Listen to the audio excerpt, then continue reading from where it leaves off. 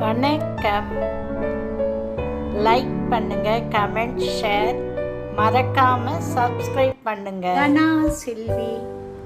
இன்று என்னுடைய diet lunch பார்க்குறீங்களா? கீரை பொரியல், கோவக்காய் பொரியல், பாவக்காய் பொரியல், அப்புறம் மோர். நல்ல பெரிய கப்பு பாருங்க.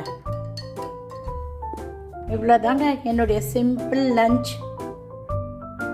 Diet lunch. இதுதான். மோர் நீங்கள் எவ்வளோ வேணாலும் குடிச்சுக்கலாம். அப்புறம் எங்கள் ஹஸ்பண்ட் சாப்பிட்றதா இருந்தால் ஒரு கப் சாதம், அவருக்கு சாதம் ஒரு கப்.